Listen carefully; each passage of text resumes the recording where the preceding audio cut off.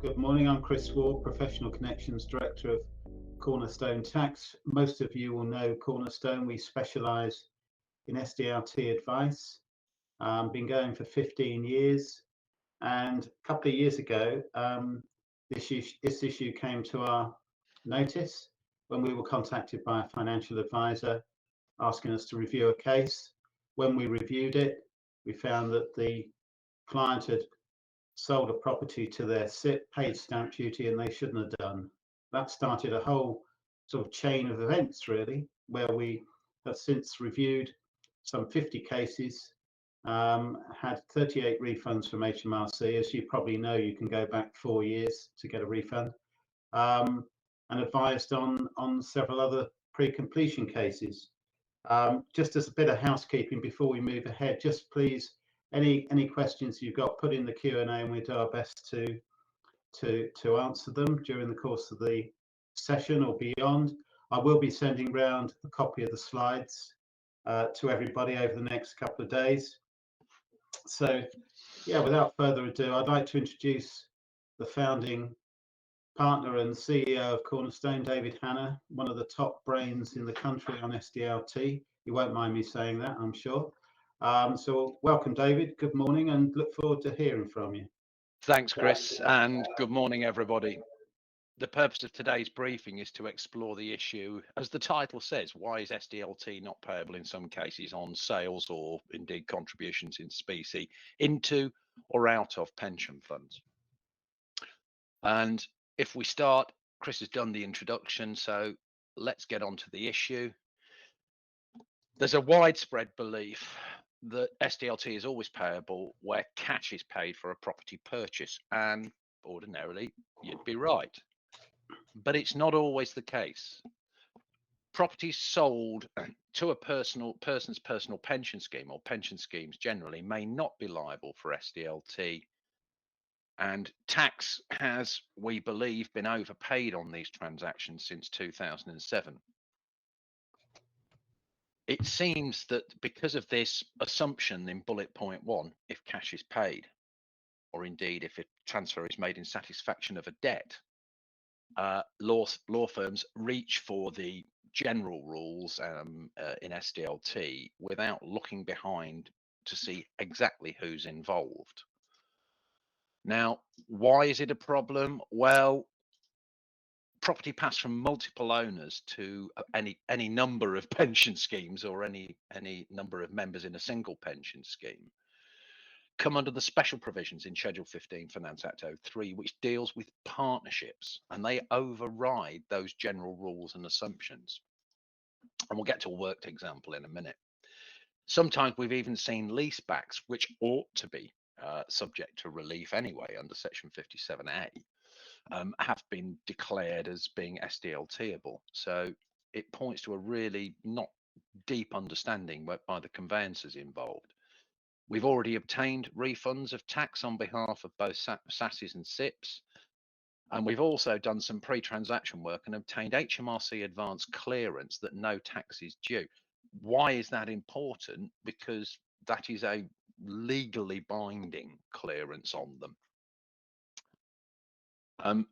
To date, in respect of the refunds and indeed of the advice transactions that were done without a pre-clearance, HMRC have not disputed any of them, and in the vast majority of cases have gone beyond their ability to dispute it. Of course, if we're right, why would they?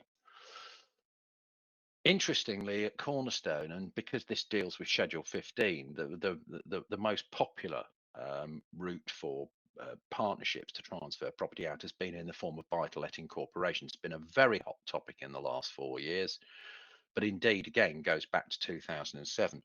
And we've done over 1,000 incorporations using the same provisions, or applying the same provisions, I should say. We've never had a dispute with HMRC. So degree of confidence here is at about 99.97%, and that's me being conservative.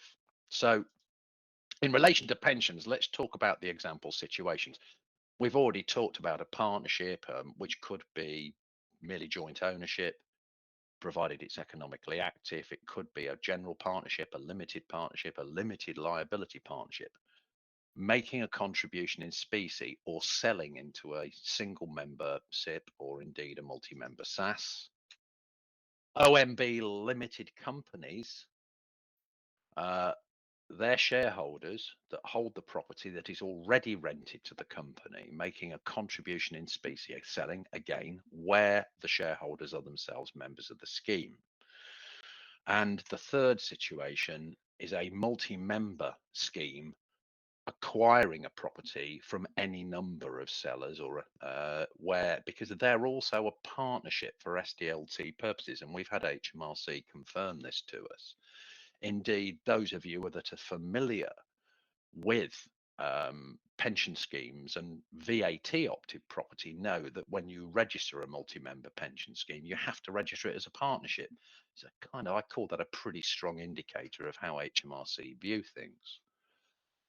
We've also done work with hybrid purchases where the pension scheme and sometimes the seller have sold part, effectively sold part of the property, but in fact they've sold the whole, rented it back. And again, the revenue have cleared those.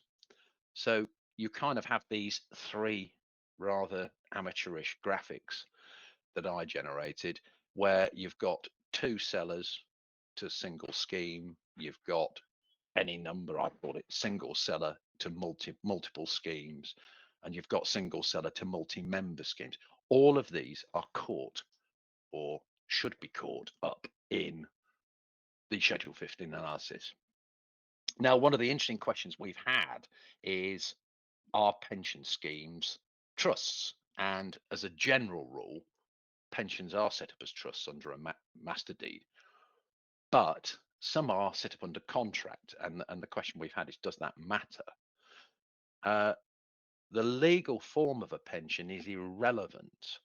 All recognised pension schemes, naturally SIPPs and SSASs, are treated as settlements, trusts, for the purposes of tax legislation, and there's a specific provision that names that. They're then given various tax exemptions from CGT, IHT, etc., by specific exempting or relieving provisions inside the relevant acts. Even where a pension fund may hold an investment in, let's call it a trustee investment plan, in which the asset is held, that trustee investment plan is effectively a subtrust. It's held on trust for the pension scheme. So you have, and subtrusts, as you're about to see, are also connected to the settlors, or in this case, the sellers. Sub-funds are just not independent entities, as I've said. They're all connected. Sometimes they are definitely connected by there being an express or implied trust that the sub vehicle is holding on behalf of the pension fund, and that is something that needs to be explored. But our experience has been that the vast majority of these are definitely connected and thereby caught. So we keep saying connected. Let's have a look at connected parties. For the non-tax attendees, I recommend that after this section, you go and lie down in a dark room with a cold towel over your head. This has been known to break legal professionals who haven't got a history in tax, but your main legislative references are on screen. The key one from an SDLT perspective is Section 1122, and really through to is Section 1124 of the Corporation Taxes Act 2010. But you can also see that Section 23, Section 40 sub 2 of the Pensions Act also provides for connection, and interestingly in relation to shares, land, loans. So all the things that are actually going on here, moving property in and out of the pension scheme from members or members' connections. So quick refresher, a person, an individual, is connected to their spouse or civil partner, their relatives, a relative of their spouse or civil partner, their spouse or civil partner of a relative, the spouse or civil partner of a relative, or their spouse or civil partner. And the graphic here is quite deliberate. You can see how connections can spread out very quickly like a spider's web. The trustees are connected to the settlor, in this case, the pension scheme member, Anybody connected to the settlor, his immediate family, any close companies of which the trustees are participators. Interesting. Don't see that very often. Companies controlled by close companies in which the trustees are the participators. So you can see how again, it's spider webbing out to connect everything. And a trustee to a principal fund is connected to the trustees of any sub-fund. And this particularly applies to what we call the sub-investment wrappers that occasionally used or are used by some pension trustees. And the trustees of sub-funds are connected to the trustees of all other sub-funds of the same principal fund. So if you considered a single SIP or where there are individual properties each held within a sub-fund investment plan, all those are connected to the main fund, which is thereby connected to the contributor. So you can't unjoin those dots. And here we go, companies connected to another company if either the same person has control of both, or a group of two or more persons has control of each other there, and the groups basically could be what we're really getting to here is that the connected party provisions were anti-avoidance provisions in their own rights. They were designed to join the dots in as many ways as possible to allow HMRC to levy market value charges in other taxes. But in relation to Schedule 15 and SDLT, they actually do work in the taxpayer's favour. So just to keep going, Section 994, I really didn't do these slides. It was my colleague Roger Bin Shedler who presented these in the House of Lords, but you can start to see how the neuronal diagram on the side shows that pretty much everything is connected to everything. So that bears on the question, so why isn't SDLT due? As we've said, normally SDLT is calculated on the price paid or the market value, and broadly that's correct, but the rules on partnerships actually override the general rules. This is not an option, it's not a choice, they do override. I can't remember which paragraph, it might be paragraph 7 of Schedule 15 says that where the rules in this schedule apply, they override the general body of Part 4 Finance Act 2003, which is the whole of SDLT legislation. As we say, it was an anti-avoidance provision. And you have to calculate the SDLT on market. The chargeable consideration is the market value times 100 minus the sum of the lower proportions. And the sum of the lower proportions is the profit share in the partnership of all persons connected to the purchaser. So in incorporation cases and in pension scheme cases, it's nearly always 100%. It can be less than 100%, but it's never nil.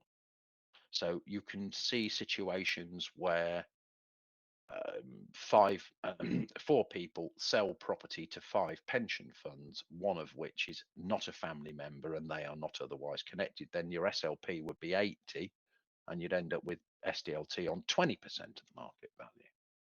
I've never come across one, but theoretically it's possible. So let's take an example. So Joe and Peter married and trade from their offices. They undertake a sale and lease back to their joint SIP and the SIP pays $500,000 cash. The stamp duty due is nil. Why? Because Joe and Peter are a partnership. And even though they're the seller, because they're connected to the buyer, it brings in Schedule 15. They're naturally connected to each other by marriage, and of course they are connected to their SIP, so everybody's joined up. So the SIP calculation has to follow Schedule 15. It's actually Schedule 15, paragraph 18, if you're interested in detail. And as Joe and Peter both connected to it, the profit share of the persons connected to the SIP, the purchaser, is 100. And therefore, your calculation is 500,000 times 100 minus 100, 500,000 times nil, which for the mathematically literate, you will know is nil. So that's a basic partnership transfer in. How is it that pension schemes can be partners or a partnership for SDLT? Well, let's say a limited company owns a property and wants to sell it to its shareholders' pension schemes. The SDLT definition of partnership is actually much wider than for income taxes. You don't get the same limitations as we've seen 10 hours, 20 hours a week. And that's all to do with sideways income tax loss relief and is itself an anti-avoidance provision. They actually, in Schedule 15, says that apart from the legal forms of LP, LLP, general partnership, the Section 1 of the Partnership Act 1890, and a partnership is the relation which subsists between persons, notice legal persons, not just individuals, carrying on business in common with a view to profit. Well, pension funds and their sub-funds, individual member funds within an MMPS, are persons for tax purposes. HMRC's own manual says that rental income is actually property business income. So we have persons and we have business. And a Schedule 15 specifically refers to property investment partnerships. So passivity, the fact the members are not actively involved, is not relevant to the determination as to whether there's a partnership for SDLT purposes. Ultimately, therefore, any joint ownership of economically active asset, a property asset, is a partnership for SDLT purposes. So where does that leave the pension company, the pension provider, the trustee? Well, SDLT is a self-assessment tax, so it's the taxpayer's responsibility to get it right. Remember, in this case, the taxpayer is the pension fund. The trustees are involved, so Schedule 16, another schedule in the Finance Act 2003, makes them responsible for the accuracy and indeed submitting the return if one is needed.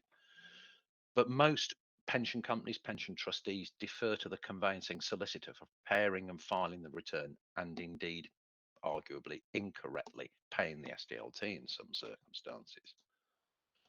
But ultimately, the trustees have a fiduciary duty to the scheme members to correct overpayments if they become aware of them on behalf of the members. This is the old breach of fiduciary duty point. You have a 4-year window to correct the position. So in this case, normally amending a return would be a 12-month window from completion. But because we are talking about actually withdrawing a return, you have up to 4 years from the date of completion to make that change. So what can you do here, and what can people do in the pensions industry if you're involved in a pension property transaction with multiple persons on either side? And I'll come back to that in a second. And for new transactions, you need to ensure that the advisors involved are aware of these rules. They need to get detailed advice. For past transactions, we should be undertaking a review of all schemes, all transactions done, and identifying potential cases for reclaim. We need to approach those clients and inform them of the possibility. We need to reclaim the tax. And really, that's where we're at. So if you have any questions, and indeed I can see a few coming up, I'm going to stop sharing for a second so that you can see my ugly mug slightly larger, and indeed Chris's.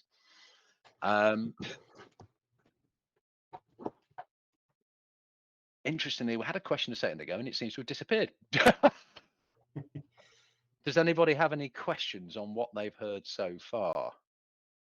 I've just answered a couple, David, which look clear cases of partnership, connected party, SSAS, limited company to SSAS.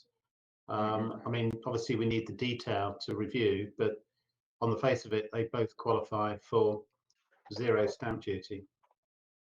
Yeah, I think you have, going back to what I was saying about if there's more than one, if there's more than one on the sell side, or there's more than one on the buy side, you need to start thinking that maybe this wasn't right. If there's more than one on both sides, you're definitely starting to think it.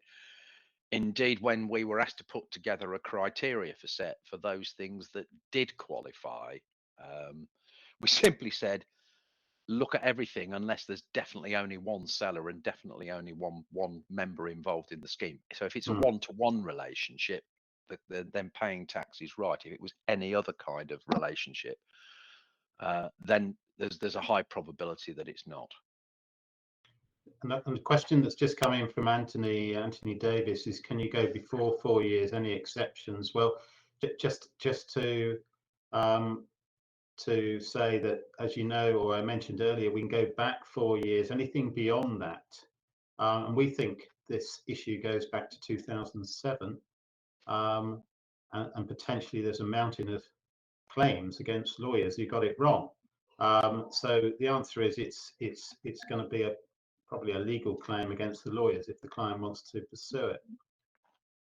Yeah, I mean, ultimately, the line of recourse is to go to your pension company and say, look, I think you paid SDLT in error on my behalf. I now wish to claim that back.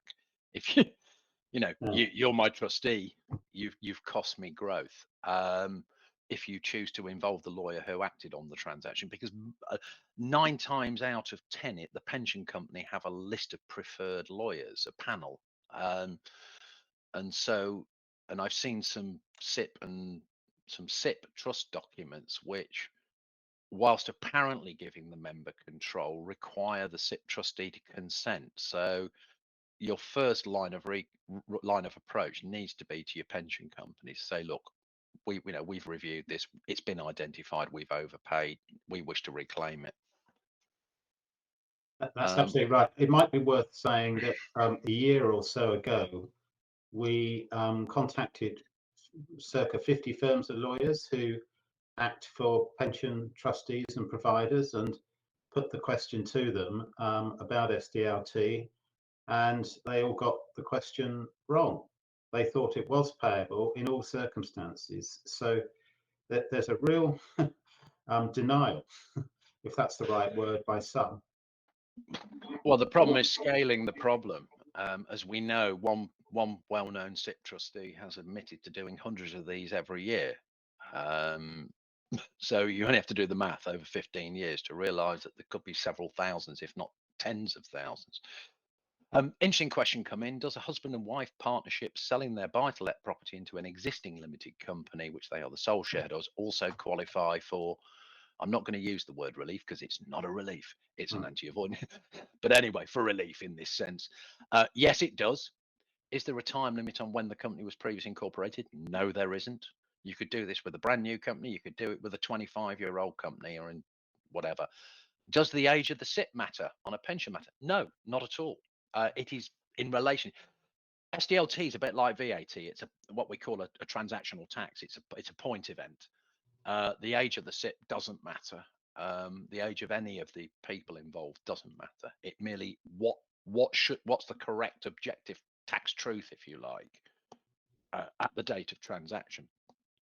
I know when we did this in the House of Lords, and Chris, you'll recall this. The look in the room, and there was stunned silence. And I think it was either myself or Roger who said, "Well, here it is, folks. Welcome to Planet Tax." The weather on this planet is entirely counterintuitive, particularly in relation to the how come I ignore cash? Well, because the law says you have to. The other couple of questions I've already sort of responded to, but I'll read them out. Does this apply when a limited company, not an LLP, sells its commercial properties to a SSAS?